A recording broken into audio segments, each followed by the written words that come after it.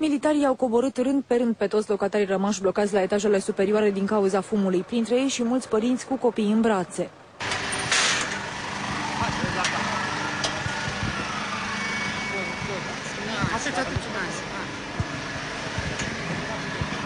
Hai că e fumul necăcios în scară și să coborâm pe pompieri. V-a fost teamă? A fost periculos? Nu. Cel mai greu a fost pentru cei de la ultimele etaje. Unii nu au avut curaj să treacă de marginea balconului ca să ajungă la platforma mobilă.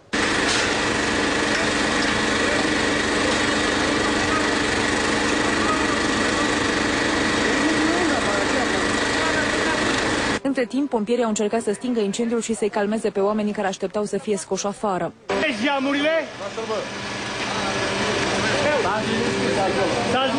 Toți locatarii celor 26 de garsoniere au fost evacuați. Mulți își amintesc îngroziți de incendiu. Am început să plâng.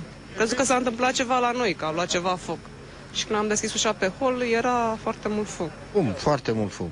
Să coborâm pe scări, n-am putut, am urcat înapoi, am deschis geamul și am făcut curent ca să putem să respirăm. Aceste blocuri nu sunt prevăzute cu scară de incendiu și lumină de avarie. Fumul a pătruns pe scări și vă dați seama că oamenii au intrat oarecum în panică. Oamenii au așteptat în fața blocului în frig până când focul a fost stins. Ca să se încălzească, unii s-au refugiat în mașini. Azi e ieșit fără probleme. S-a ieșit pe scară? Da, nu probleme. Se poate merge pe scară ziua. Da. Ancheta pompierilor a scos la iveală un obicei tipic românesc. Se pare că flăcările au pornit de la câțiva locatari care au poftit la friptură făcută pe grătar și cum afară era cam frig, au făcut focul într-o boxă din subsol. În spațiul strâmt și neaerisit a fost de ajuns o scânteie ca să izbucnească incendiul. Friptura ar putea să-i coste scump dacă vreunul dintre locatari îi va da în judecată.